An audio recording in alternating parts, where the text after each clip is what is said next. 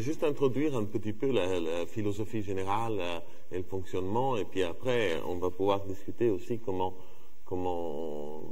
faire les choses en France, et puis aussi, surtout, si vous trouvez qu'il y a des problèmes, des objections, ça c'est important de le faire, d'avoir clair, y compris quand on n'y croit pas trop, il faut la faire, l'objection, pour aller au fond de la chose, parce que le RIC, c'est quelque chose de très simple et très puissant, mais ensuite, on peut en tirer toutes les conséquences, non?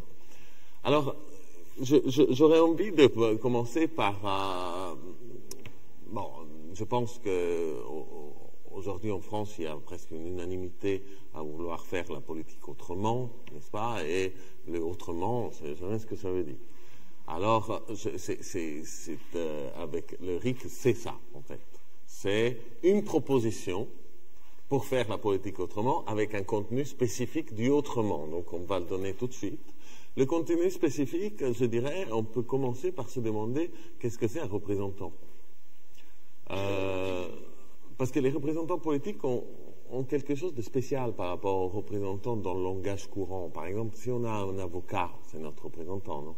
Mais il ne décide pas à notre place. C'est nous qu'on décide. Lui, il sert pour nous éclairer. Il donne des conseils. Souvent, ils sont des bons conseils. Mais à la fin, c'est nous qu'on décide. Vraiment, c'est ça, le représentant. En politique, non. On élit un chef. C'était quelque chose qui est traditionnel. Hein. Il y avait une définition de la démocratie des années 40 d'un économiste autrichien qui est devenu très connu, très classique, qui dit, en gros, une démocratie, c'est comme une autocratie, mais le chef est choisi avec le vote concurrentiel de l'ensemble du peuple. Voilà. Il ne le disait pas comme critique, hein, mais comme une situation, voilà, tout à fait bien, et d'ailleurs même comme plutôt une qualité, parce qu'il vaut mieux voter que pas, si on doit choisir un chef. Mais il y a une autre manière de faire, c'est de ne pas avoir le chef, n'est-ce pas? Donc, on va avoir, l'idée c'est comment faire pour avoir l'équivalent d'un avocat, un médecin, c'est-à-dire quelqu'un qui nous représente, qui fait le boulot, qui travaille pour nous, mais qui ne décide pas pour nous. Il y a quelque chose qui est, je voudrais quand même mettre le point, et une des difficultés qu'on a avec Gaël, c'est que en France, il y a un grand succès de tout ce qui est pratique participative, et qui rendent les choses un peu difficiles à expliquer, parce que les pratiques participatives, c'est presque l'opposé de ce que nous, on porte.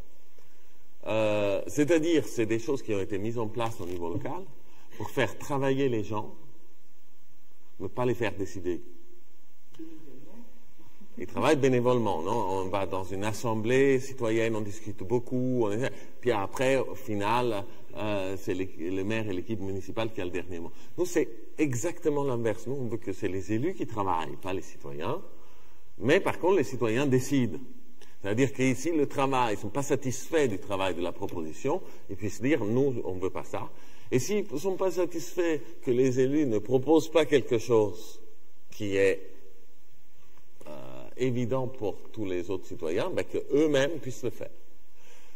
Alors, c'est important parce que quand cet aspect, et c'est important le rôle de l'élu là-dedans, parce que si on n'a pas d'élu, et on décide que tous les citoyens décident tout le temps, il y a un problème, c'est qu'on doit se voir régulièrement, et on a tous un boulot, n'est-ce pas? Et ceux qui viendront plus, décideront plus.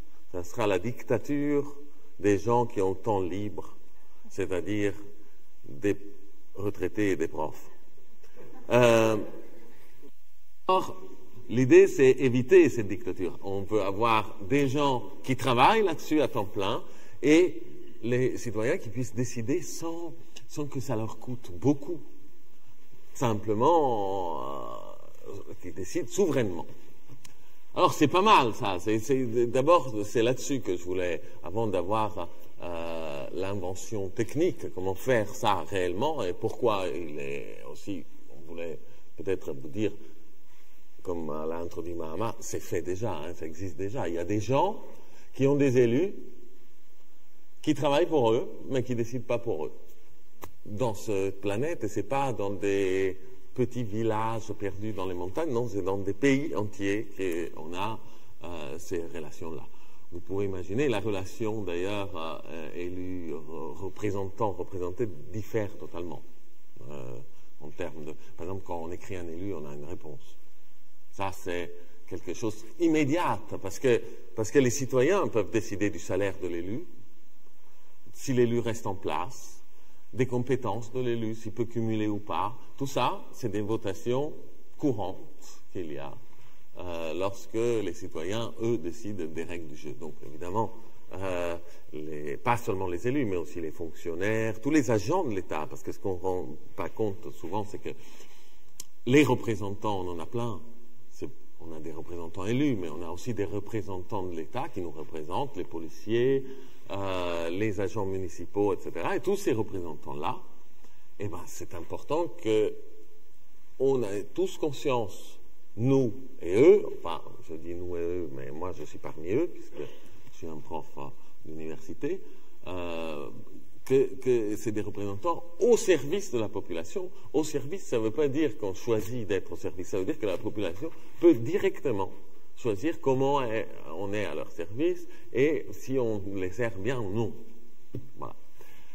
Est-ce que jusqu'ici, ma question est, cette manière d'imaginer la politique autrement correspond à ce que vous voyez? Il y a des objections que vous voyez en dehors du fait si elle est réalisable ou pas, que ça va être notre prochaine étape de discussion. Oui. Ça, c'est l'objection technique, c'est ce que je disais. On va en parler. Est-ce que c'est réaliste, ce que je vous raconte? C'est la question qu'on va traiter. Mais avant de savoir si c'est réaliste, ce serait bien de savoir si, jusque-là, mettre les élus comme ça, à travailler au service des citoyens, les citoyens au dernier mot sur toutes les décisions, est-ce que c'est une bonne chose? Est-ce que c'est ce qu'on veut? Oui.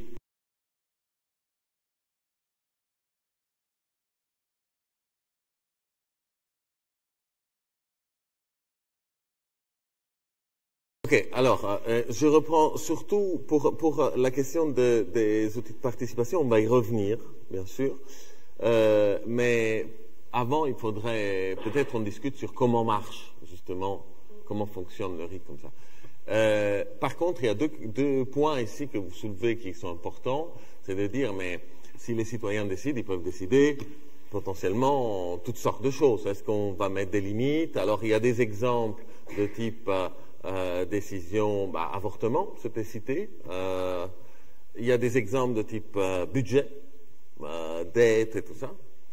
Alors, évidemment, l'idée qu'on défend ici, c'est qu'il n'y ait pas de limite, mais je vais vous dire pourquoi ceci est intéressant et on s'inquiète généralement à tort des dérives possibles. En fait, ce qu'il faut voir, c'est qu'on n'est pas en train de comparer un système où les citoyens décident de tout à un système où certaines choses sont protégées. Nous sommes dans un système, revenons au niveau national et puis après on viendra au niveau local, nous sommes dans un système où les personnes qui décident des textes constitutionnels décident de tout. Donc ils peuvent mettre l'interdiction de l'avortement dans la Constitution, ils peuvent le faire. Et c'est qui ces personnes? C'est 3/5 du Parlement. Donc une grosse majorité. Avec 3/5 du Parlement plus l'exécutif, on peut mettre l'avortement en France.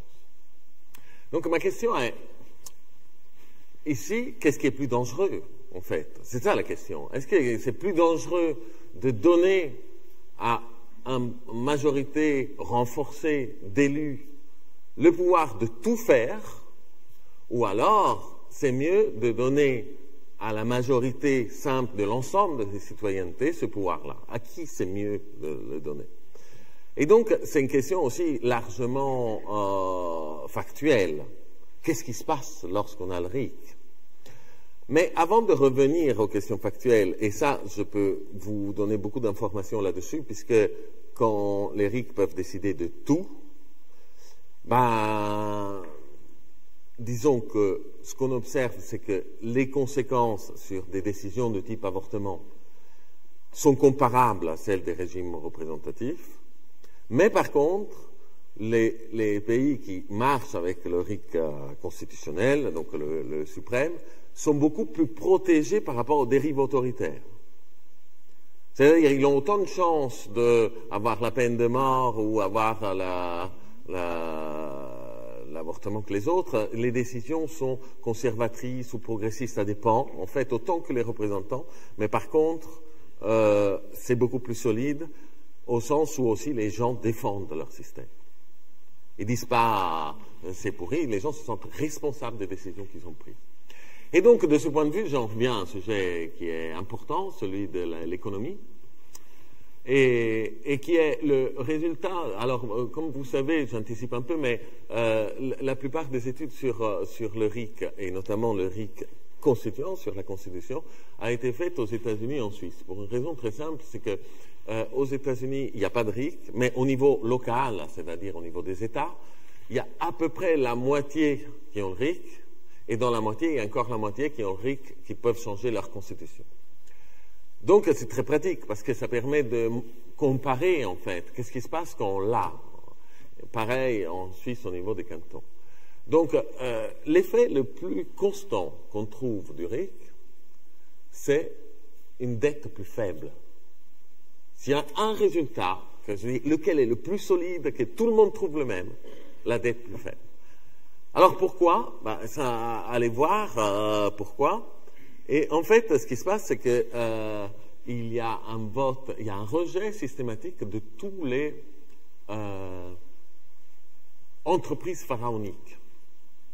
Par exemple, on avait à Paris le Stade de France, mais on avait aussi à Zurich le Stade de Zurich. Le nouveau, version 21e siècle, vachement bien. Non, les citoyens ont dit non, ça coûte vraiment trop cher et l'ancien est bien en fait. Il n'est pas plein. Ils ont dit non, donc c'est non. Les Jeux Olympiques d'hiver devaient se passer à Sion. Les citoyens de Sion ont dit on va faire une étude. Qu'est-ce que ça nous coûte? Qu'est-ce que ça nous rapporte? Non. Ce qu'on a fait, les Jeux Olympiques d'hiver, dans le passé, ont été extrêmement lourds en termes d'endettement, donc on rejette, et ils ont rejeté.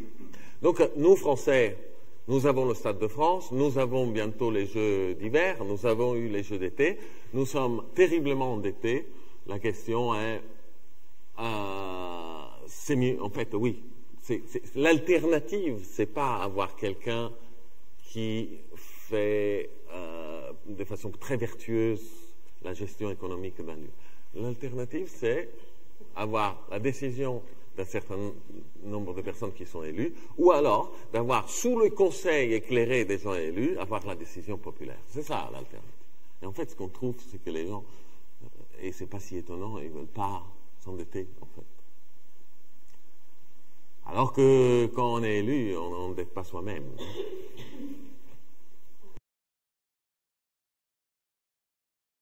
Vous soulevez un point qui est très important, mais ça on va voir un peu avec les règles très spécifiques de fonctionnement, qui est le plus important, ce n'est pas la décision populaire. Le plus important, c'est l'effet de la souveraineté populaire sur le comportement de tous les représentants et de tous les citoyens. C'est-à-dire que, encore une fois, pour prendre l'exemple voisin, puisque quand même j'ai vécu 2 ans à Genève, ça m'a frappé quand le maire avait privatisé une petite partie du bord du lac pour faire des photos, et les Genevois ont fait sauter en l'air. Non, vous êtes qui pour privatiser un espace? C'est-à-dire que les gens ont conscience d'être les souverains, et que leurs représentants ont conscience de ne pas l'être. Et donc, ça change, l'ensemble de la politique change. Et lorsqu'on va à votation, et c'est surtout sur les votations qu'on s'inquiète, on dit mais comment vont voter les gens?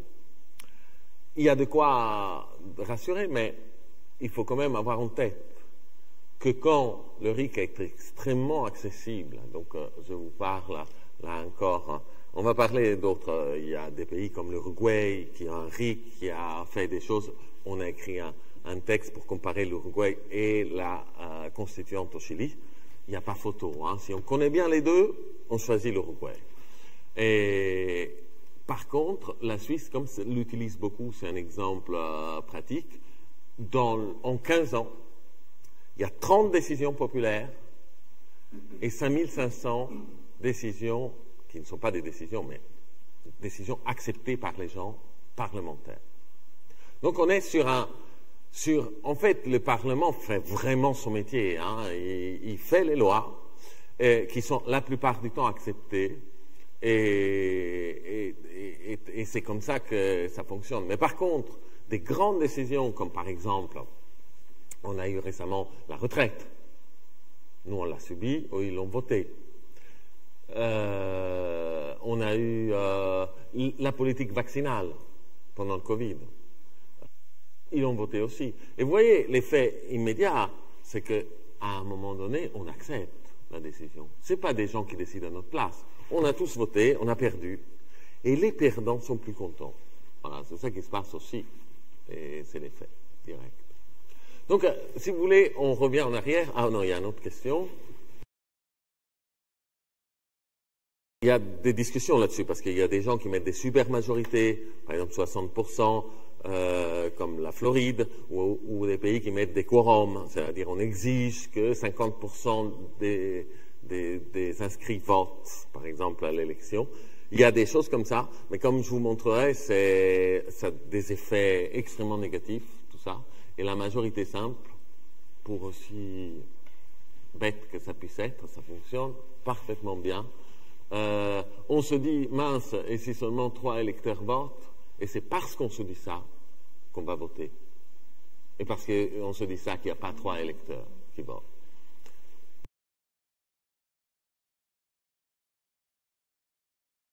Oui. Ça, c'est un élément aussi de discussion qui est intéressant. On a parlé des effets indirects, n'est-ce pas? C'est-à-dire, que font les lobbies? Parce qu'il y aura toujours des lobbies. Hein. Et parfois, c'est pas non plus si mal. Une association, un syndicat, c'est un lobby aussi. Donc, un lobby. Ouais, c'est ça. Et donc, la question est, comment les lobbies agissent? C'est vrai que quand ils agissent dans les couloirs d'un parlementaire, hier, j'étais à Paris, j'ai mangé avec un ancien doctorant à moi qui est assistant parlementaire. Là. Donc, il est effrayé par voir tous les lobbies qui viennent chez lui pour lui dire, voilà, le texte de loi. Et le parlementaire n'a pas le temps d'étudier bien la proposition. Souvent, il accepte et il la soumet comme ça. Hein. Donc, ça, c'est le travail des lobbies comme ça. Avec le RIC, c'est différent. Le RIC, le problème, c'est que les lobbies travaillent un peu avec les parlementaires, mais travaillent surtout parce qu'il y a un vote derrière, du moins le risque d'un vote. Donc, l'objectif, c'est essayer de convaincre tous les gens. Alors, il y a deux manières de convaincre. On peut avoir très peur de la manipulation, mais ça, on en parlera. Voilà. Ou alors, on donne beaucoup d'argent aux gens pour qu'ils votent. Donc, ça s'appelle de la redistribution. Je sais pas... C'est mieux que la corruption d'élus. Donc là aussi, ça change la pratique du lobbyisme, en fait. Et c'est pour ça que le mot lobby est très négatif ici en France. Mais il n'est pas dans les pays qui ont le RIC, parce que ça ne marche pas pareil. Les lobbies ont un impact. La transparence de l'activité des lobbies et quoi est beaucoup plus claire. Oui.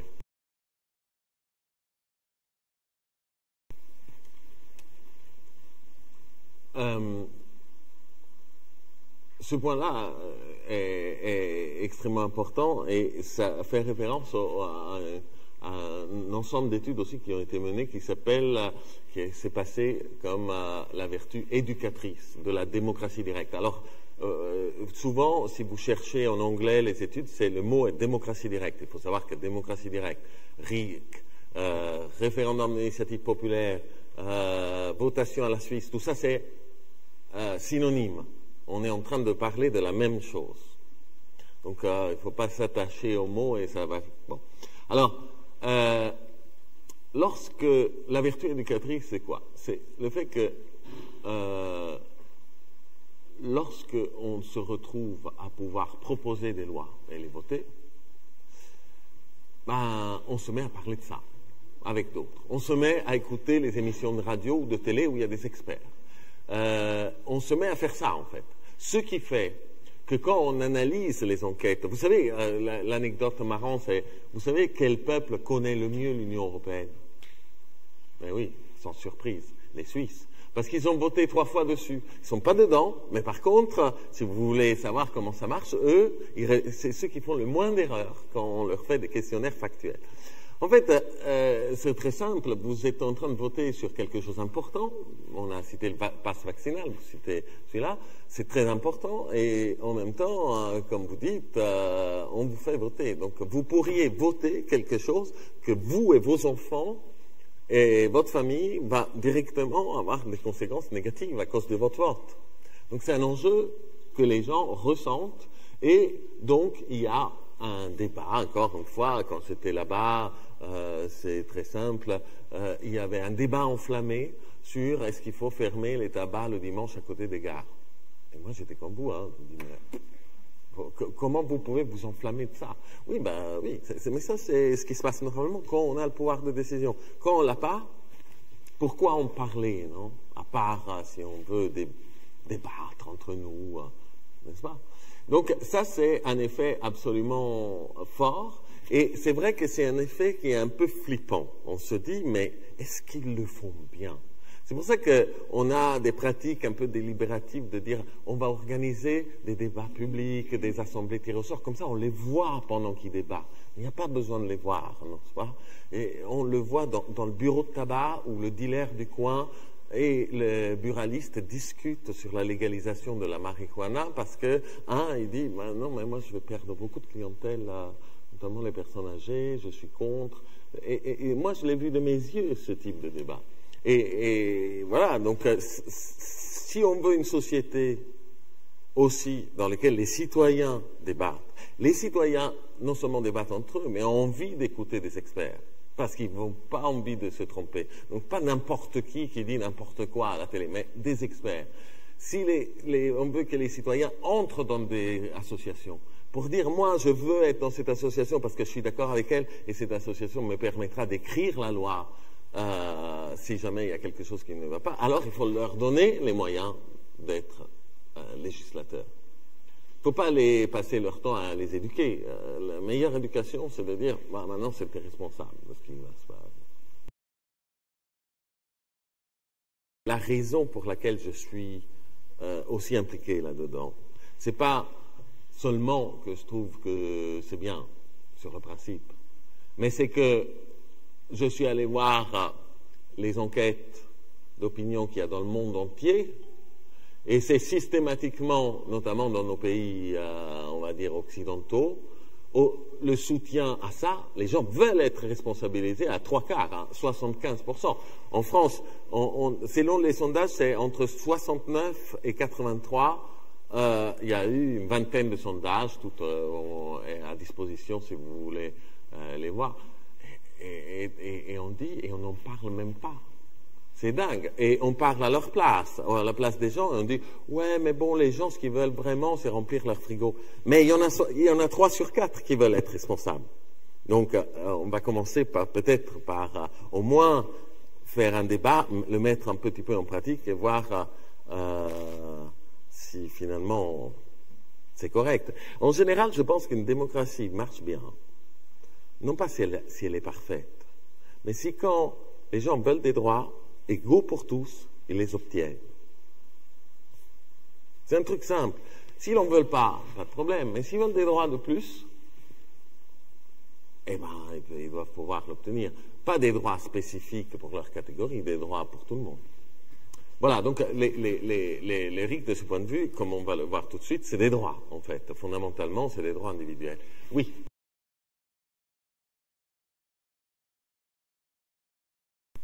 Il y a des exemples comme ça. Par exemple, dans la dernière décennie du 19e siècle, parce que c'est vieux, hein, tous ces trucs-là, il y avait déjà le RIC en Suisse et dans des États américains. Et en Arizona, notamment, il y avait un mouvement très important pour promouvoir le vote des femmes. Donc donc 50 ans avant nous.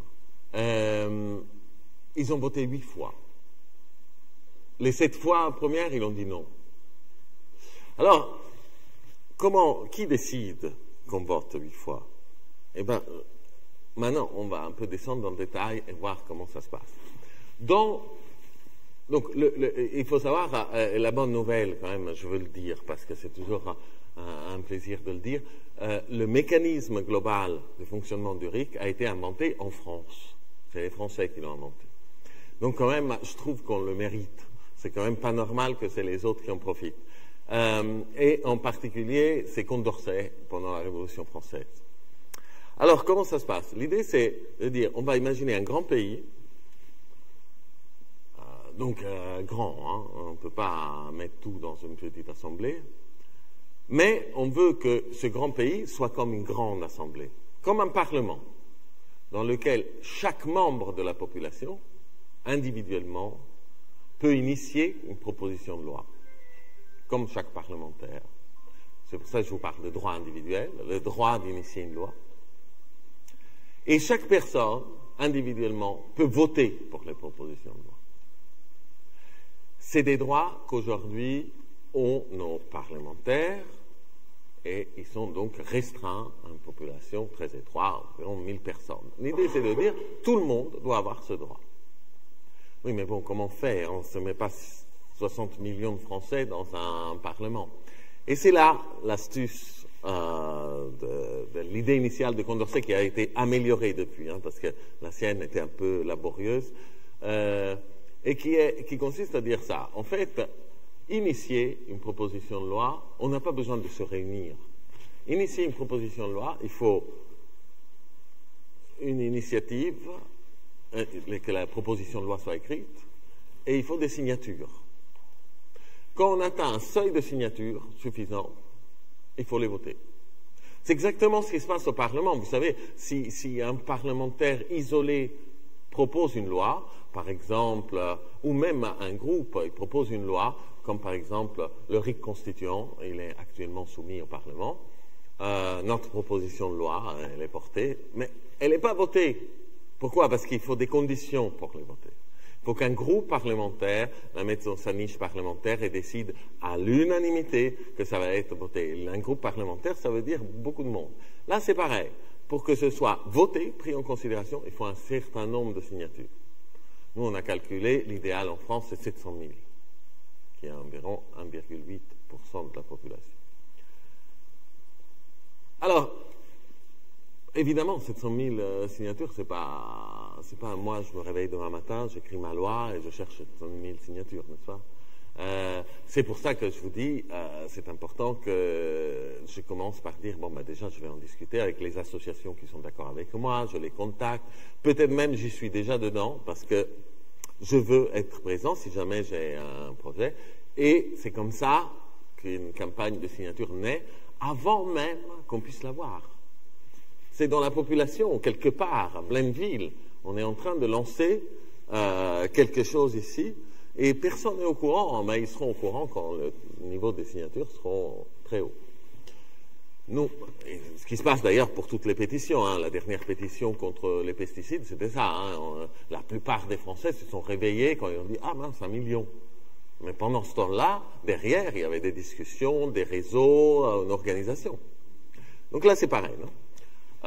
Ça, c'est pour le droit d'initier. Et ensuite, le droit de voter, et ça, c'est le référendum. Donc, attention, on n'est pas sûr, quand on parle de référendum, on n'est pas en train de parler de RIC ou de démocratie directe. Parce qu'un référendum lancé par un président, ça n'a rien à voir. Quand on parle d'une pétition, on n'est pas en train de parler de RIC non plus, parce qu'une pétition lancée comme ça pour les pesticides ou l'immigration, où il n'y a même pas de proposition de loi, c'est pas du tout ça. Ce qu'on dit, c'est les deux doivent être ensemble, ou la pétition doit être basée sur une proposition de loi, pas juste blabla. Hein. Il faut qu'elle soit écrite, donc il y a un travail en amont, et ensuite cette proposition doit être votée telle qu'elle, par le grand Parlement qui existe. Donc, par ce mécanisme, on a créé la possibilité pour des pays à plusieurs millions de personnes, comme la Californie, qui en a pratiquement autant que nous, de pouvoir faire en sorte qu'il y ait une grande assemblée de tous les citoyens qui prennent directement les décisions. Et ces décisions, en Californie, comme en Suisse, comme en Uruguay, comme dans les îles Palau, ont valeur constitutionnelle. C'est-à-dire que le Parlement ne peut pas les changer. Le Parlement peut faire la loi ordinaire, et encore, hein, on va y revenir, mais les décisions prises directement sont tout en haut. Alors, si on s'aperçoit qu'on s'est trompé, parce qu'un référendum est très serré, eh bien, le groupe des signataires, il dit on va le refaire. Pas eu assez de monde, nous on y croit. Alors, refaire une campagne de signature, c'est dur, on ne dit pas n'importe quand. Quand on voit qu'on ne va pas gagner demain, on ne le relance pas tout de suite. Peut-être on attend, on relance un débat public, etc. Mais quand on voit que ça a été hyper serré, qu'il y a plein de gens qui sont frustrés parce qu'ils ne sont pas allés voter alors qu'il aurait pu être décisif, etc., ben demain ils repartent. Et c'est ça qu'ils ont fait en Arizona. Ils repartaient, c'était serré, le vote des femmes. Les gens disaient non, mais à des petites majorités. Peu à peu, les gens étaient de plus en plus au courant des enjeux, les débats continuaient, donc tac, ils relançaient, et la 8e fois, ils ont dit oui. Donc depuis le début du XXe siècle, les femmes votent en Arizona. Donc voilà ce qui se passe. Il y a pas les gens sont bons juges pour savoir si on doit revoter tout de suite. Et c'est d'ailleurs la raison pour laquelle les passes vaccinaux ont été votés 3 fois en Suisse. Parce que justement, la première fois, bon, il y avait beaucoup de confiance. On a dit le Parlement nous conseille de voter pour oui, alors on va voter pour oui. Mais moi, j'y comprends pas grand-chose. Et après, ben, les gens qui voulaient le soumettre voulaient encore une fois que le débat continue. Et en fait, la 3e fois, le pass a été, le conseil de la majorité du Parlement a été accepté à une majorité plus grande que la première fois. Et donc là, ils ont arrêté. On dit, bon, ben voilà, ça c'est la sanction définitive. C'est comme ça, on n'est pas d'accord, mais on est minoritaire. Voilà.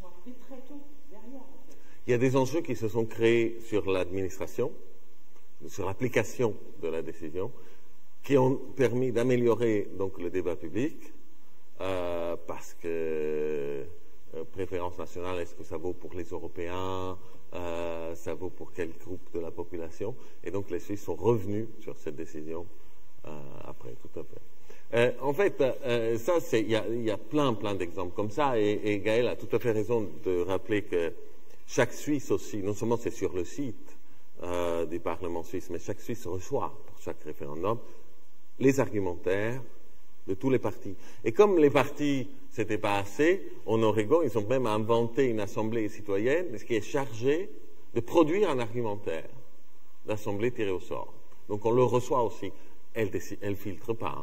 Elle dit pas qu'est-ce qu'il faut décider. C'est pas un parlement décisoire. C'est un parlement qui donne un avis. Donc, on a ça. Si on ne veut pas se prendre la tête, on a juste ces différents avis. Et souvent, on vote comme ça aussi, parce que il y a des études qui ont été faites aux États-Unis qui sont maintenant assez solides sur le fait que beaucoup de gens ne connaissent pas le fond de l'affaire. Mais ils savent, par exemple, si vous n'aimez pas du tout le groupe Total, par exemple, ben, vous allez écouter, est-ce que le groupe Total vote oui? Non, il vote non, alors moi je vote oui. Et c'est une bonne manière, parce que quand on va voir comment ils votent les gens informés, et on compare, en fait, ça finit, le vote final est le même. Donc souvent, c'est pas mal d'avoir son réseau, et on fonctionne tous comme ça, des gens à qui on fait confiance, qui nous donnent aussi des explications. Alors, je voulais peut-être revenir sur les minorités, qui est un point, du coup, extrêmement important. Et maintenant que j'ai dit, il y a ces deux phases. Donc, qu'est-ce qu'on gagne? On gagne deux droits. On ne gagne pas non seulement le droit de voter les lois, on gagne le droit de les initier. C'est pour ça qu'on devient tous législateurs. On gagne le droit de les initier, et donc, lorsque on prend que le vote, on se dit c'est le vote majoritaire. Quid des minorités? On est d'accord? Mais quand on prend que l'initiative, on dit c'est hautement minoritaire. 2% de la population qui lance une initiative constitutionnelle, ça veut dire, pour prendre un exemple basique, que les Bretons peuvent demander d'avoir comme langue nationale le breton à côté du français. On n'en entend pas parler, hein. Nous on rigole quand il y a cette proposition, mais eux, les Suisses, le romance, qui a un point encore inférieur au breton, eh ben, il est reconnu une langue nationale depuis 1938 parce que eux, ils ont porté ça, cette demande. Donc en fait, qu'est-ce qui se passe? L'initiative fait gagner les minorités. Le référendum les fait perdre. L'un dans l'autre, c'est l'initiative qui l'emporte, c'est-à-dire que ce qu'on observe, c'est que les minorités diverses, et il y a des indicateurs internationaux, sont très hautes, sont très bien loties en démocratie directe, parce qu'ils ont ce moyen d'initier la loi que très souvent n'arrive pas à référendum. Tout simplement parce que le Parlement a dit non, mais on est d'accord. Arrivez pas au bout, on discute d'abord, on va trouver un truc que je pense que vous avez raison. Et il y a beaucoup d'initiatives comme ça qui ne vont pas au bout, tout simplement parce qu'à la fin, le Parlement est d'accord, les électeurs sont... Alors, je voudrais juste revenir sur un point. Le Parlement fait son boulot, aussi vote les lois, initie les parlementaires, donc au niveau municipal, les conseillers municipaux, le maire, et après, ils votent la loi. Est-ce que, donc, ce n'est pas une décision, ça? Eh bien, non, ce n'est pas une décision. Pourquoi? Parce qu'à côté de cette initiative populaire, comme elle appelle les Suisses, de RIC, constituant, qui consiste pour les citoyens à créer des changements de la Constitution comme ça, il y a ce qui s'appelle le RIC abrogatif, ou veto, en France, qui fonctionne comme ça. Si on veut vraiment être ennuyeux, ça, on devrait l'appeler suspensif, mais bon, ça, on ne va pas... ça marche comme ça. En France, vous prenez l'article 10 de la Constitution, il dit une loi doit être mise en place au bout de 15 jours après avoir été votée par le Parlement. Vous prenez le même article en Suisse, il dit la loi doit être mise en place au bout de 3 mois. Et si dans ces 3 mois, il y a une pétition de 1% des citoyens, 400 000 en France, qui dit non, celle-là on veut voter parce qu'on n'est pas d'accord, on vote. Et la loi ne sera jamais mise en application si c'est le non qui l'emporte. J'arrive. Donc vous voyez comment ça fonctionne, hein. C'est la décision du gouvernement, du Parlement, si elle est validée, c'est-à-dire s'il n'y a pas de référendum, donc au bout de 3 mois, il n'y a pas de 1% de signatures collectées, elle va être mise en application. Mais cela signifie que les citoyens, implicitement, ils ont dit, d'accord, ça me va. Vous voyez? Donc c'est toujours une décision citoyenne. C'est juste que pour ne pas submerger les gens de référendum, Bon, mais quand 1%, aucun 1% de la population est assez motivé pour dire sur ça il faut voter, je ne suis pas d'accord, alors vous imaginez le comportement de l'équipe gouvernementale et du Parlement. Avant de faire une loi, ils ne font pas comme chez nous, la loi des retraites, et puis après, au pire, on a quelques manifs, on envoie la police. Non, ils disent, bon, il faut consulter tous les groupes de 1% afin qu'ils ne nous lancent pas une pétition derrière. Alors quand on dit, oui, ces pays-là sont consensuels, ils sont consensuels à cause de ça. Parce qu'il y a la menace systématique de toutes les minorités de lancer un référendum sur la loi qu'ils ont produite. Voilà, vous aviez une question. Il y a deux choses. Donc, en France, évidemment, c'est faisable, toutes les conditions sont bien réunies.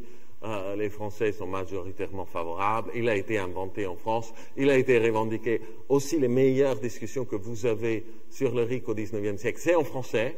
Donc, les Suisses venaient en France pour apprendre la démocratie directe à cette époque-là. C'est pour ça qu'aujourd'hui, quand je suis là-bas, ils me voient très actif sur la démocratie directe en France. Ils disent, c'est bien ces combats du XIXe siècle, Raoul. Félicitations. Voilà, c'est vrai qu'on est au Moyen-Âge. Alors, par contre, pour pouvoir faire du RIC en France, il faut changer une loi. Il faut le mettre, le RIC. Donc, nous, on agit au niveau national et local. Donc, aujourd'hui, on va finir par le côté local, mais commençons quand même au niveau national. On a toujours l'impression de dire, ça ne va pas en France, hein, il faut changer toute la Constitution. Bon, justement, non, il faut changer un article. Il y a un article qui s'appelle l'article 89, qui est le dernier article de la Constitution, qui dit comment on change la Constitution. Et donc, qu'est-ce qu'il faut? Il faut qu'un changement constitutionnel ne puisse pas avoir lieu sans un vote, première règle. Et il faut que chaque citoyen puisse proposer, avec des signatures, un changement constitutionnel. Il faut juste deux choses. Dans la première version de cette loi, on avait changé 44 mots à notre Constitution. Et comme disait un juriste à qui je l'avais présenté, il dit, ouais, mais tu changes 44 mots et tu changes de régime. Exactement. En 44 mots, on peut changer de régime. On n'a pas besoin du RIC veto, d'autres choses, parce que les gens le mettront eux-mêmes une fois qu'ils veulent changer la Constitution. Les premiers RIC qui arrivent sont toujours sur les salaires des représentants, sur les cumuls, sur les règles du jeu, en fait. Donc, le premier RIC de la Terre était sur le salaire du gouverneur de l'État de Michigan.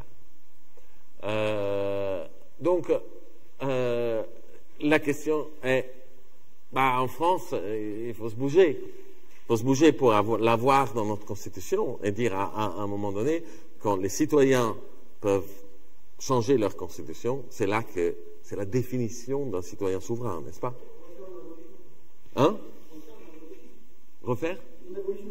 Alors, on peut imaginer une révolution, sauf que, justement, il y a des cas de RIC qui sont arrivés, et qui sont arrivés par les représentants, en fait. Il y avait une pression populaire, mais les représentants ont fini par le mettre en place. De façon extrêmement pacifiée en Uruguay, aux États-Unis, de façon un peu plus conflictuelle en Suisse. Maintenant, on voit les Suisses tout mous, tout lents. Mais en fait, ils étaient avec les fourches sous le Parlement. Mais de toute manière, c'était les représentants qui, à un moment, ils se sont dit, ouais, il faut mettre ça, parce que sinon, c'est pire pour nous. Donc, il ne faut pas croire, nous, là, on se met à faire, parce que nous aussi, on est des lobbyistes du RIC. Oui. Et donc, nos représentants au Parlement, ils sont assez stressés de recevoir tous nos messages, notre harcèlement, et nous demander, OK, venez faire votre présentation. Donc, on l'a fait, à peu près, on a rencontré tous les groupes politiques, sauf un, qui est celui de notre président, qui en a vraiment aucun intérêt à tout ça. Voilà, exactement. Et d'ailleurs, mais ils sont obligés quand même de le débattre parce qu'on fait des pétitions. On a fait une pétition parce qu'à l'Assemblée nationale, on peut les faire. Et quand on atteint un petit seuil, la commission des lois doit décider si on a le droit de continuer notre pétition ou il l'enlève. Et la plupart sont enlevés. C'est le même support de la pétition là, des pesticides.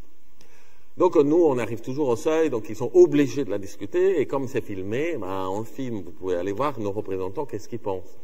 Mais on n'a pas fait une seule pétition. Une seule pétition, ils ont dit des arguments qu'on peut qualifier, mais objectivement, hein, sans être désagréables, de débiles. Et donc, nous, on a refait une pétition, mais en prenant en compte ces arguments. Donc on a dit, maintenant, on va changer ci, comme ça, vous êtes pour répondre à ce problème, etc. Deuxième pétition, bon, certains ne s'étaient pas aperçus, non, qu'on avait changé, mais on ne l'a pas déjà discuté la dernière fois. Et d'autres, ils disent, mais oui, mais ils l'ont changé. Bon, ok, alors, oui, c'était mieux, mais il y a toujours des problèmes, et on dit d'autres arguments. On a fait un troisième avec la réponse, donc, et à fur et à mesure, on a plus de groupes qui la défendent, en fait. Non, on n'a pas encore la majorité, mais ça augmente. Parce qu'entre-temps, ils nous ont appelés, allez présenter, mais qu'est-ce que vous voulez, etc. Et ce qu'on a pu voir, c'est que les députés, être député, souvent ça pousse à ne pas s'intéresser au sujet, mais pas être contre, forcément. Ils ne s'intéressent pas. Mais une fois qu'ils voient que les gens s'intéressent à ça, eh bien certains se disent, peut-être c'est pas mal. Certains se disent ça. Parce qu'il faut voir aussi que le RIC donne, au début on pense qu'il réduit le pouvoir du Parlement, mais ce n'est pas vrai. Ce qui réduit le pouvoir du Parlement, c'est le pouvoir des minorités au Parlement, pas le pouvoir de la majorité. Parce que la majorité au Parlement, il a son gouvernement. Et il se passe comme en France, où le gouvernement prend pratiquement toutes les décisions, le Parlement est une chambre d'enregistrement. Vous savez quel est le taux de participation au vote au Parlement des députés? 28%. Nous, citoyens, même à notre record pendant la pandémie et au régional, tout le monde s'en fout, on n'est pas arrivé à 28%. On vote quand même plus que nos représentants. Eux, c'est très peu, parce qu'ils savent déjà qui va gagner et qui va perdre. Donc, on a un gouvernement, oui, je vous ai vu, qui prend... Pour avoir un Parlement fort, il faut que les minorités parlementaires soient fortes, qui puissent dire, bon, on vous impose le débat. Et comment on impose le débat quand on est minorité parlementaire? Il y a une baguette magique. On initie une pétition qui peut produire un référendum. Et là, tous les autres, la majorité parlementaire va dire, ah oui, on va vous écouter, qu'est-ce que vous voulez? Voilà. Donc, c'est pour cette raison que les parlements ne sont pas bypassés par leur gouvernement. Et quand il y a le RIC, on a des parlements très forts également. Et les minorités, les partis minorités, sont sensibles à cet argument. Donc, et d'ailleurs, comme vous dites, c'est étonnant, oh, comme c'est étonnant que le parti de Macron ne soit pas sensible. Mais parce qu'il n'est pas encore une minorité, vous verrez. Vous verrez bientôt, ils vont être, ils disent, ah, c'est pas aussi mal, finalement. Oui.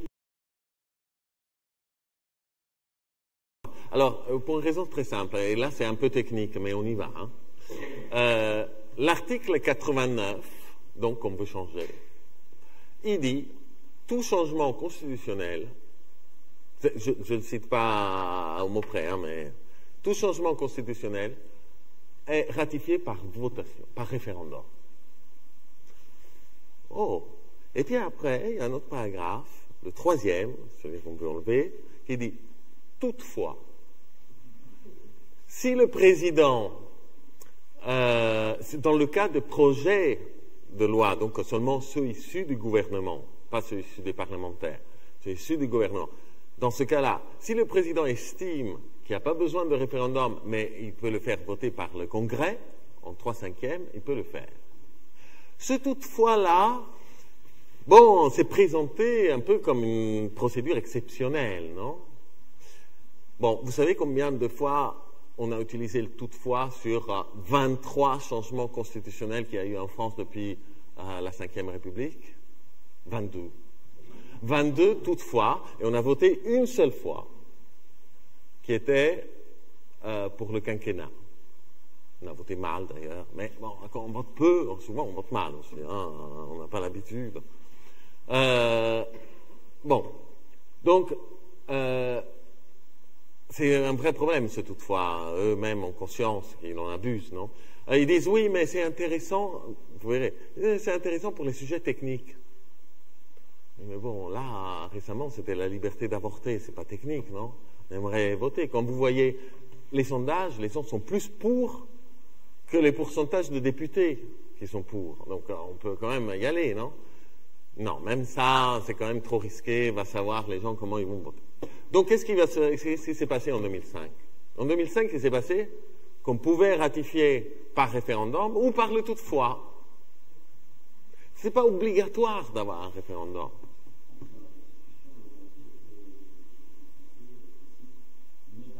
Non, non, non. Dans la Constitution, l'article 3 que vous citez là, ils disent les Français sont, le peuple est souverain et décide par les moyens de ses représentants et le référendum. Mais après, il faut préciser quand.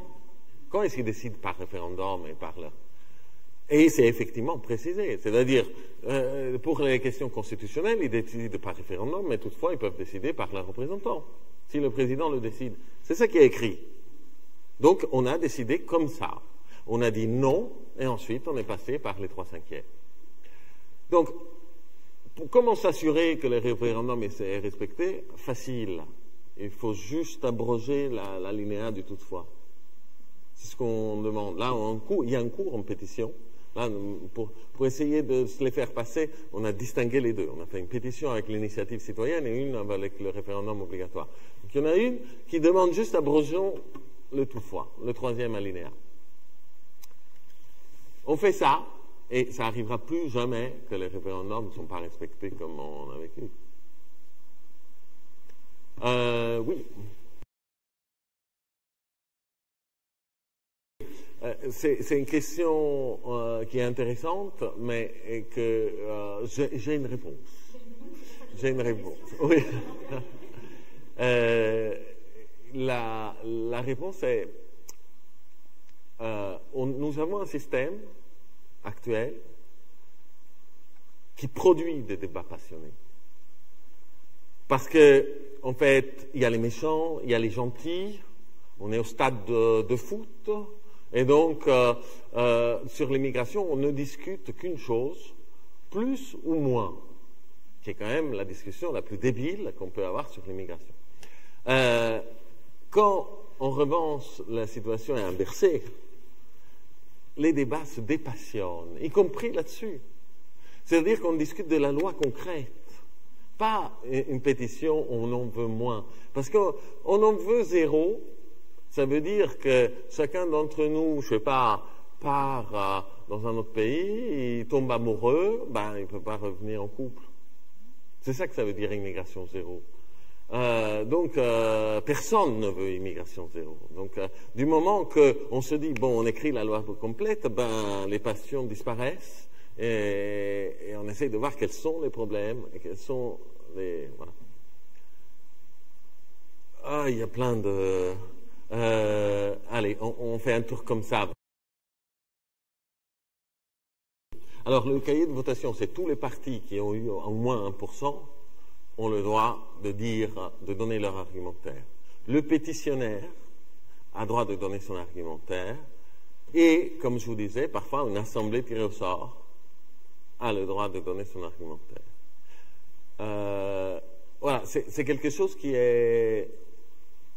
peut se changer lui-même. C'est ça qu'il faut voir aussi. Il faut se changer lui-même à Paris. Par exemple, justement, cette assemblée a été mise en place à la demande voilà. Mais disons, le minimum basique, c'est ça, c'est essayer d'avoir un critère, enfin, essayer, tout le monde fait ça, avoir un critère mécanique pour identifier quel groupe ont le droit à la parole. Un minima, c'est le pétitionnaire, et après, il faut des groupes représentatifs.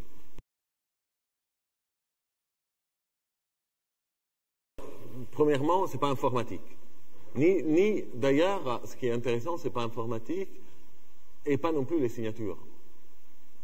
C'est-à-dire que ceux qui ont le RIC, ils ne veulent pas les plateformes numériques ou ils ne veulent pas que les plateformes numériques. On peut les mettre, mais ils veulent garder la signature papier parce que comme ça, on va dans les marchés, on discute avec les gens. C'est ça, toute cette chose qu'on ne voit pas.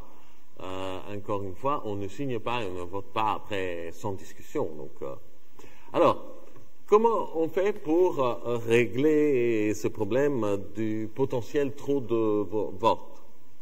en fait, ce qui se passe, tout simplement, alors, le pays qui vote le plus, donc, c'est toujours la Suisse, et qui en plus vote au niveau fédéral, au niveau cantonal et au niveau municipal. Donc, il faut gérer ça aussi. Au niveau fédéral, donc national, ils votent 4 fois par an. Il y a des mois, tous les 3 mois. Donc, ils peuvent voter sur plusieurs. En fait, il y a le regroupement de sujets. Et puis après, si on ajoute les cantonaux et les municipaux, ils finissent par voter effectivement tous les mois, une fois par mois. Mais il y a un jour par mois. Donc, chaque mois qui passe, c'est le jour où il y a un certain nombre de sujets. Voilà. Voilà. Et alors, ce qui est intéressant, il y a une question qui ne m'a pas été posée, mais je vous donne la réponse. C'est que, effectivement, quand on vote beaucoup, on vote peu. C'est-à-dire que tous les Suisses ne vont pas voter tout le temps. La moyenne au niveau fédéral de vote, c'est 45, même s'il monte ces dernières années, 45%, et au niveau local, c'est moins. Mais il y a une chose qui est intéressante, par contre, c'est que quand les gens ne votent pas beaucoup, le problème principal, c'est quoi? Parce qu'après tout, si quelqu'un ne vote pas parce qu'il dit, bon, moi, les deux me vont, c'est pas tellement un problème. Le problème de l'abstention, c'est que c'est toujours les mêmes qui votent. C'est ça le problème. Donc chez nous, par exemple, on sait déjà que les riches, diplômés et âgés votent beaucoup plus que les non-diplômés, pauvres et jeunes. Et donc, les partis politiques vont essayer, quand il s'agit de faire plaisir à ces populations-là, ils essayent. Par contre, par exemple, les jeunes, bon, de toute façon, ils ne votent pas. Il n'y a pas grand-chose à gratter. Donc, cela se montre dans la loi. La loi devient quelque chose qui favorise des catégories qui vont voter.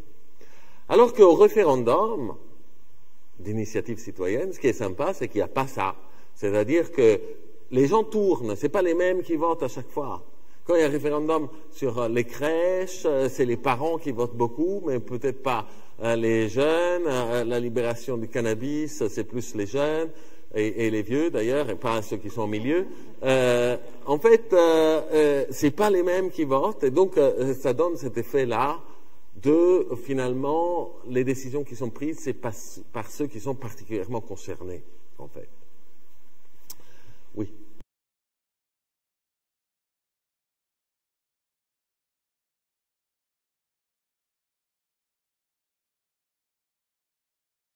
Pourquoi on peut dire ça? Parfait. Alors, vous posez une question méthodologique.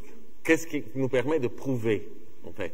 Donc, il y a les méthodologies ne sont pas toutes d'avant et après. Il y a des méthodologies qui sont juste de comparaison entre systèmes qui l'ont et qui l'ont pas, et qui ont des propriétés par ailleurs similaires. Donc, voir s'il y a des différences significatives. Mais il y a des études régulières au niveau local, notamment, parce qu'au niveau national, ça ne change pas beaucoup, mais au niveau local, il y a beaucoup de localités qui mettent en place ou non le RIC. Et donc, il y a des études avant et après. Il y avait une récente, par exemple, que j'ai vue sur les pompiers et le feu, sur les taxes auprès des pompiers quand on met la démocratie directe. Donc, c'était en Illinois, aux États-Unis.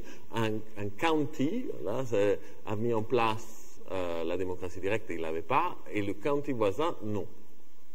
Donc, l'idée, c'est de dire, on va voir avant la mise en place, quelles étaient les taxes sur les pompiers, dans les deux, et après, quelle est dans les deux. Et si ça change quand on a mis la démocratie directe, mais ça ne change pas dans l'autre cas, ça veut dire que probablement c'est un effet de la démocratie directe. Et ce qu'ils ont observé là-dessus, bon, c'est pas très spectaculaire, mais je vous le dis quand même parce que c'est intéressant, c'est que les impôts sur les pompiers ont baissé. Et alors, pourquoi ils ont baissé? Quand on va voir directement dans les villes, en fait, ils n'ont pas baissé, ils ont baissé en moyenne. C'est-à-dire les villes qui avaient beaucoup de risques de feu, les impôts ont monté, les villes moyennes restaient pareilles, et les villes qui n'avaient pas trop de risques ont baissé. Et alors que dans l'autre, c'était homogène. Donc ça, c'est un effet qui est assez sympa, qui montre aussi pourquoi les comptes publics sont un peu plus en ordre, parce qu'on dépense un truc si on prend un risque. Voilà, mais pas dans tous les cas. Voilà, c'est moins, plus adapté, on va dire. Ok, maintenant, si vous voulez, on se met à parler au niveau local. Qu'est-ce qu'on peut faire au niveau local? Et donc, c'est aussi ce qui nous réunit ici. Tout d'abord, il faut partir du principe qu'au niveau local en France, comme on est un pays très centralisé, on oublie prendre des décisions constitutionnelles surtout. On peut prendre des décisions que ce qui est de la compétence de la commune. Donc, il y a clairement un discours important de dire une chose, c'est la philosophie. On veut être les représentants dans ce sens-là. Mais une chose est les contraintes nationales, et comme vous le savez, mais comme aussi on va en discuter ensemble, il y en a beaucoup. C'est-à-dire les communes ont le dos courbé sous les injonctions nationales. Donc, premièrement, avoir ça. Alors, ce qui est intéressant quand même, c'est que moi, le premier RIC que j'ai accompagné, écrit, d'ailleurs, si vous allez sur Internet et vous tapez guide du RIC local, c'est un rapport que je déconseille à toute personne qui ne veut pas mettre en place un RIC local, parce que c'est très ennuyeux. Mais par contre, si on veut le mettre en place, c'est très précis juridiquement sur tout le contexte. 40 pages de questions techniques. Voilà, c'est ça. Voilà. Et le guide du RIC local, avant, a été, sa première version, c'était un rapport que j'avais fait pour conduire la ville de Grenoble, j'étais là-bas, pour installer un premier RIC local, dont je vais aussi vous raconter l'histoire, parce que c'est intéressant.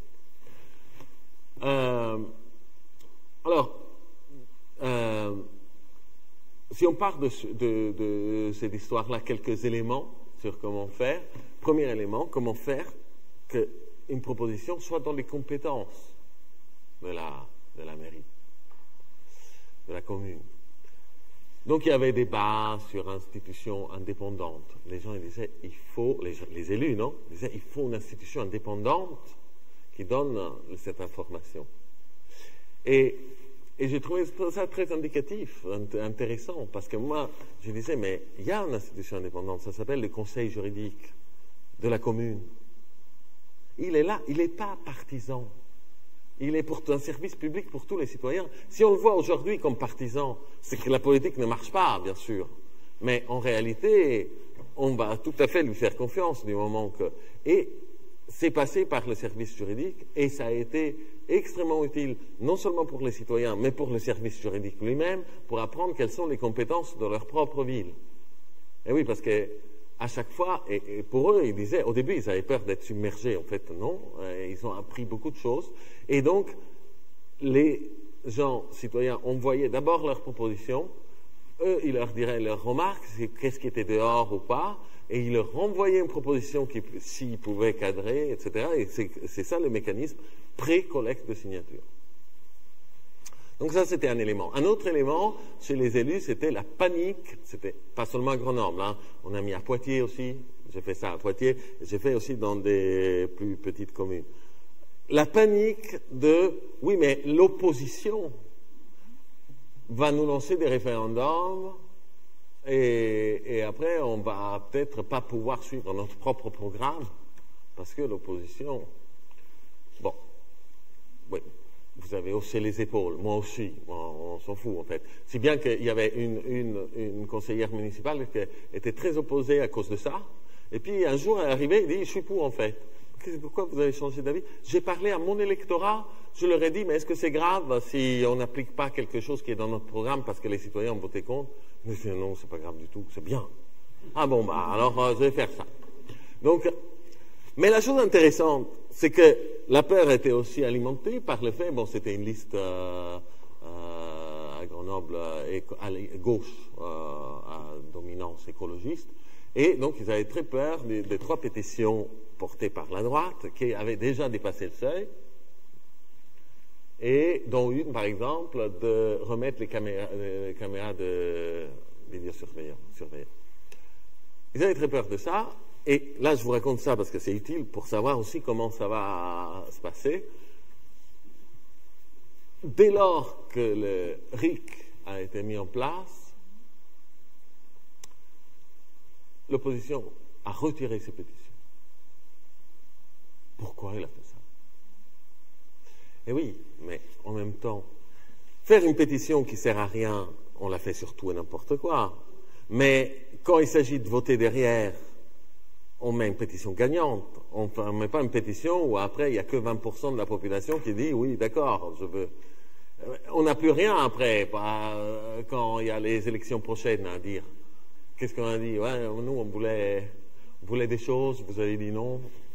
Donc, en fait, un effet intéressant, vous parliez très justement de la responsabilisation. Oui, ça responsabilise les gens, ça responsabilise les élus et ça responsabilise l'opposition.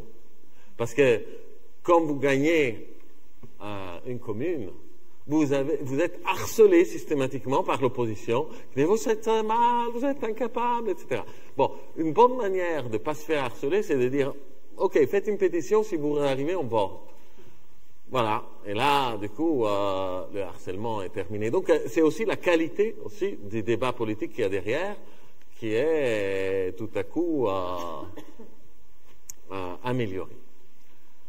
Voilà, alors, deuxième obstacle, derrière les compétences de l'Amérique qui sont très quand même limitées, c'est la loi française. Parce que, comme vous le savez, les communes ne peuvent pas, hormis s'ils passent par une procédure d'expérimentation, ça c'est possible, mais ça prend un peu de temps. Et pas, quand je dis un peu, c'est beaucoup de temps. Donc, on ne peut pas le faire tout de suite. Donc, effectivement, je suggère là de dire qu'il faut lancer, une fois élu, la procédure d'expérimentation locale, mais il ne faut pas attendre qu'ils nous disent oui ou non. Il faut aussi tout de suite faire quelque chose. Donc, la loi, la commune n'a pas dans ses compétences celle de décider comme elle va décider. C'est non seulement l'État central qui décide à sa place, mais c'est même la Constitution qui dit, dans l'article 72, les communes s'auto-gouvernent librement par des conseils élus. Voilà. Donc, si on veut dire, bah oui, mais nous, on veut faire voter les gens, oui, vous pouvez faire des consultations. Non, on veut que les gens décident. Ah non, vous ne pouvez pas vous dessaisir d'un pouvoir qui vous a été, d'un devoir qui vous a été attribué constitutionnellement. Donc c'est ennuyeux. On ne peut pas le faire, en fait, que dans ces conditions. Voilà. Donc on peut, à côté toutefois de l'expérimentation, lancer quand même quelque chose, parce qu'il y a des outils. Tout d'abord, le droit de pétition, c'est un outil qui est reconnu, qui est constitutionnellement protégé. Donc vous pouvez tout à fait dire, il y a des pétitions, on va les valoriser. Au lieu que vous faites une pétition comme ça, de dire, si vous arrivez à tant de seuil, vous avez ça. Voilà. Deuxième chose, il y a le référendum. Ça s'appelle le référendum local. Il y a aussi la consultation, mais ça, il vaut mieux éviter parce que c'est quand même important d'avoir un truc dans lequel les gens savent qu'au bout, c'est eux qui décident. Ça s'appelle le référendum local. Mais le référendum local, dans la loi française, il n'y a que le maire qui peut le lancer, pas les citoyens. Donc, ce qui veut dire qu'il faut mettre le droit de pétition, le référendum local, et construire un petit chaînon, de dire le maire qui fait un vœu et qui s'engage à soumettre à référendum local toute pétition qui va atteindre un seuil prévu. Alors, pour une commune petite, le seuil est plus haut. Quand je vous dis 2%, 2% c'est bien pour les gros. Plus c'est petite, plus on peut passer à 5%, voire même à 10%. Quand c'est très très petite, mais ce n'est pas le cas de plein de villes, vaut mieux le faire pas. Pas besoin de faire des RIC tout le temps. Quand c'est suffisamment petit, on peut parler ensemble. On peut décider ensemble, on peut faire des structures moins formelles. Alors, le formel, c'est bien, nous, on fait des RIC même en famille, mais enfin, c'est quand même ridicule. Donc c'est vraiment un instrument pour gouverner des populations quand même un peu plus importantes. Alors, voilà, donc il y a 3 outils, il y a le vœu, il y a le droit de pétition et il y a le référendum local qui est mis bout à bout permettent de créer ça. Mais le problème, c'est qu'il y a toujours le maire et le conseil municipal, et ça, on ne peut pas passer sauf si justement l'expérimentation est validée, le maire, à tout moment, dire, en fait, j'arrête, j'en ai marre. C'est contraignant que parce que le maire et son conseil municipal a décidé que ça l'est. Ce qui fait que notre maire grenoblois, par exemple, il a eu une votation, deuxième votation, puis après, il avait fermé une bibliothèque en quartier populaire, il y a eu une pétition montée en flèche, il a dit j'arrête, non, on ne va pas voter. Donc, c'était une crise municipale, mais enfin, il peut le faire. Alors que dans le RIC, il ne peut pas le faire, normalement. Donc voilà, il y a ces 2 problèmes de le faire localement, et il y a un problème de droit, en fait, et il y a un problème de compétence.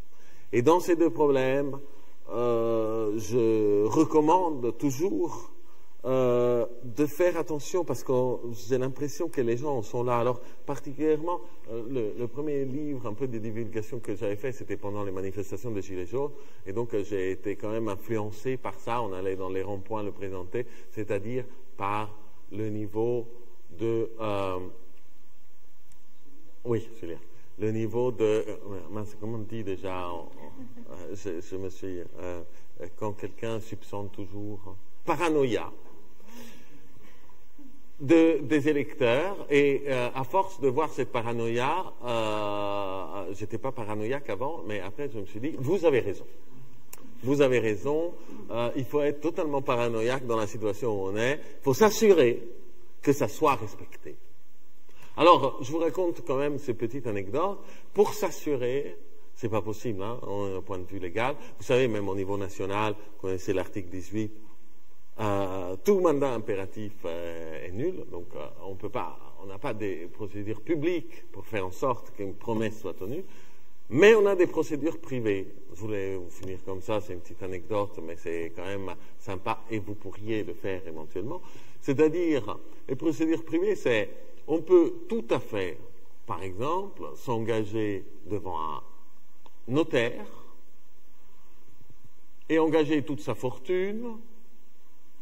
Je m'engage toute ma fortune si je suis élu et si je ne respecte pas cette charte de RIC, hein, je vais devoir, le notaire ici présent, va automatiquement transférer toute ma fortune à la ville.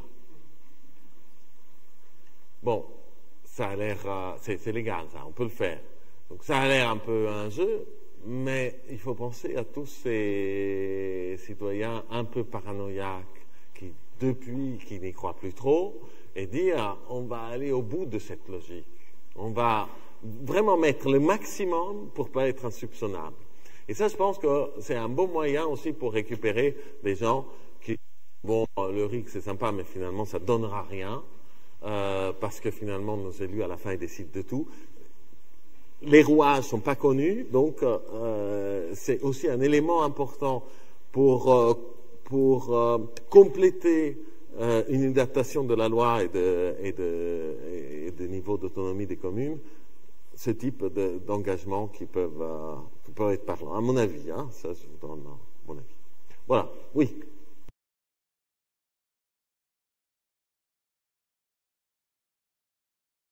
C'est une très bonne question. Il y a une réponse double parce que une bonne nouvelle et une mauvaise nouvelle. Donc, je commence par la mauvaise nouvelle. En fait, comme vous le dites, le système très hiérarchique est quelque chose décidé au niveau national. Au niveau communal, même avec RIC, on ne peut pas le décider. On peut le décider avec RIC si on avait le RIC au niveau national. Donc, on a ce problème-là qu'il faut toujours passer par le centre, parce que les communes sont conçues par le système français traditionnel comme des préfets, en fait, comme de la déconcentration. Ce n'est pas un mode de gouvernance, c'est les représentants du pouvoir central localement, même s'ils sont élus par les gens. Ça, c'est cette spécificité des maires. Donc, c'est une tradition qui aujourd'hui va plus bien à personne, mais que, voilà, ça date de longtemps. Et le problème, c'est qu'il n'y a qu'au niveau national qu'on peut la changer. Donc voilà, pour cela, c'est vrai qu'il y a un truc à faire, aussi au niveau national et au niveau local, c'est-à-dire le maire a un rôle important aussi, et le conseil municipal pour faire entendre une voix au niveau national. Mais ce n'est pas un moyen légal. Donc ça, c'était la mauvaise nouvelle. Après, la bonne nouvelle, c'est que quand même, on a une situation dans laquelle le maire, il peut dire de façon tout à fait informelle, on va décider collectivement, il peut le dire. Mais là, c'est pareil.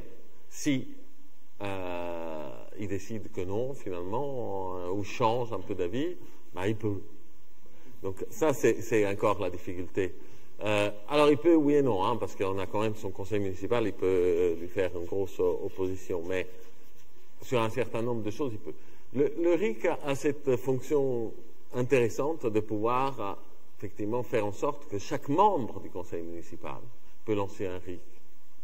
Et c'est le même effet que sur le Parlement. Au revoir, hein, bonne journée. Donc, ça met les gens dans une prédisposition de partage de pouvoir, ça c'est certain, y compris à l'intérieur du conseil municipal, où les élus locaux savent aussi qu'ils ont ressources extérieures au conseil municipal pour faire entendre leurs propositions. Et donc il se crée cette dynamique-là. Mais cela ne produit rien au niveau officiel, bien sûr. Ça produit une culture, voilà. Une culture du partage du pouvoir. Le système est vraiment mal fait, y compris pour les maires eux-mêmes, qui fait que cette possibilité, moi j'ai écrit aussi cet autre livre vert qui se trouve là, parce que j'ai écrit aussi une petite loi, là aussi, hein, le moins de mots possible pour le plus de changements, libérons nos communes, qui permettrait, sans même pas changer la Constitution, de donner l'initiative des changements de compétences, de l'attribution des compétences aux communes. On pourrait dire, nous, à partir de maintenant, toujours avec la procédure d'expérimentation, mais à l'initiative des communes, au lieu de devoir attendre la validation de l'État, la commune peut décréter d'un coup, et ça a été déposé au Sénat aussi, mais ça n'a pas passé.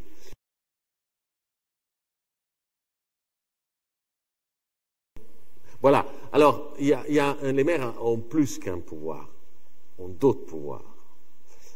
Et les maires ont des pouvoirs très importants au niveau national, mais ils ne sont pas très coordonnés. Donc nous, on fait aussi ce travail de coordination ici.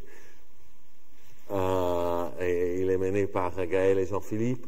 Les maires sont les électeurs du Sénat. Et le Sénat vote les lois. Donc, quand on pense à être maire, je pense que c'est utile, si on est dans une optique de partage de pouvoir, d'initiative aux communes, de pouvoir citoyen, d'essayer de la faire, cette liste au sénatorial. Pas seulement préparer l'élection municipale, préparer les sénatoriales qui vont arriver juste après. Donc voilà, ça c'est un point important. Les maires parrainent aussi des candidatures à la présidentielle. Donc c'est un rôle que ensuite les communes vont avoir et que le changement, compte tenu des règles du jeu, passera par les communes en fait en France. En fait, je l'ai un peu fait, mais peut-être pas dispersé, donc vous avez raison de rappeler alors.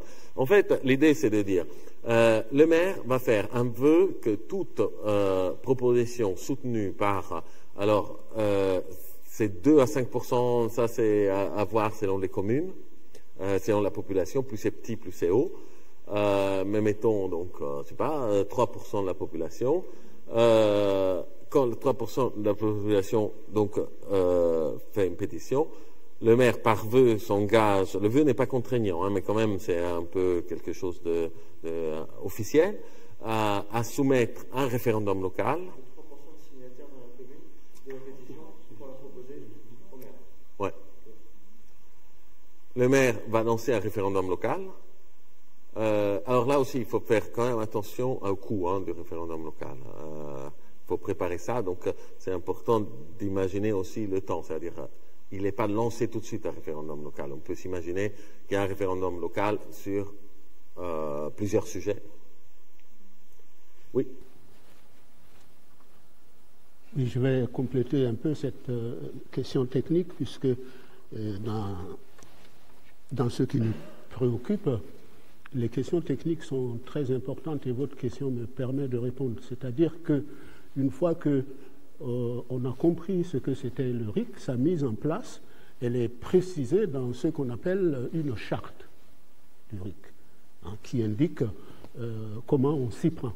Et dans cette charte, il y a une institution qui s'appelle la Commission démocratique, qui précise le déroulement de la consultation locale pour être plus concret. Donc il y a une espèce de code derrière qui aide les élus et puis les citoyens à comment s'y prendre. Disons que moi, là j'ai précisé juste les éléments du droit à faire suivre. Après, il y a des éléments importants sur l'engagement, effectivement. Il faut que ce soit quelque chose de connu par les gens. Et de toute façon, ça ne sera jamais connu tant que les gens n'ont pas gagné une bataille. Et aujourd'hui, le RIC, en France, il y a eu des référendums d'initiative des gens, dont celui de Grenoble dont je vous ai parlé, mais il n'y a toujours pas eu un référendum gagné. Et donc, c'est le référendum gagné qui font le changement. Donc, à ce titre, une chose importante, le référendum local, dans la loi, c'est écrit qu'il est validé, il est contraignant seulement si 50% de l'électorat vote. La fin. Ouais. Le maire lance un référendum local et si la majorité simple, 50% des citoyens de la commune votent pour, le maire peut prendre la décision. Ouais. Le maire s'engage à suivre et donc c'est le conseil municipal qui fait une délibération. En fait, ce que je voulais dire, c'est que il n'a pas besoin d'engagement à suivre le résultat du référendum, puisque si 50% des habitants des ayants droit au vote votent lors du référendum, il est contraignant pour la commune, donc il n'y a pas de problème. Le problème, c'est que 50%, vous ne les aurez jamais, mais jamais. Oui, ou plutôt, vous les aurez si avant, il y a eu un référendum où les gens ont gagné. C'est toujours ça. Si les gens ne gagnent pas, ils n'y croient pas, en fait. Donc, c'est conçu pour... si la réalité dans votre commune s'avère être différente de ce que je dis, surtout dites-le moi parce que c'est un miracle. Mais normalement, je peux vous dire tout de suite que ce ne sera pas le cas. Et donc, ça veut dire que vous devez communiquer très clairement, même si ce quorum n'est pas atteint, il suffit 50% plus 1 des votants, la majorité simple, pour poursuivre. C'est 50 plus 1 des votants et 50% des inscrits qui votent. Donc il faut enlever cette deuxième clause. 50 plus 1 des votants, même si vous êtes 3 à voter, ça compte. Donc c'est ça ça c'est très important, parce que le quorum, il faut savoir, c'est-à-dire cette clause qui consiste à exiger qu'au moins 50% des inscrits votent, c'est un tue la démocratie, un tue l'amour de la démocratie. Pourquoi? Parce que en fait, c'est quelque chose qui est fait beaucoup. Par exemple, c'est les Italiens qui l'ont inventé au niveau national. Grâce à ça, aucun référendum. Et il y a eu une liste. Le record a été 24 référendums de suite annulés à cause du quorum. Pourquoi? Parce qu'au bout d'un moment, quand on a compris cette affaire, d'ailleurs, moi j'ai simulé, on pourrait faire la simulation ici, mais quand on a compris cette affaire, on s'aperçoit que quand on est contre, il vaut mieux pas voter plutôt que voter non. Et non seulement il vaut mieux pas voter, mais il vaut mieux en parler le moins possible. Comme ça, les gens oublient le référendum. Ils ne votent pas non plus.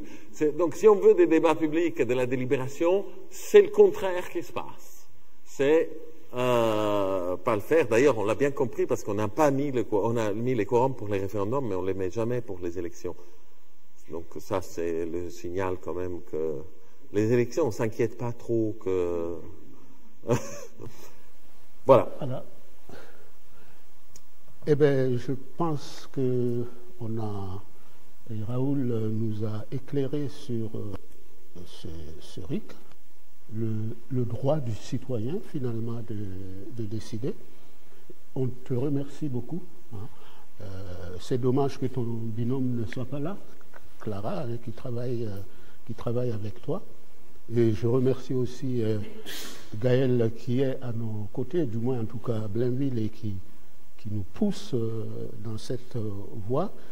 Si vous avez compris, le RIC, c'est ce que vous avez lu sur le flyers d'invitation, c'est l'outil pour que le citoyen s'occupe ou se mêle des affaires qui le regardent.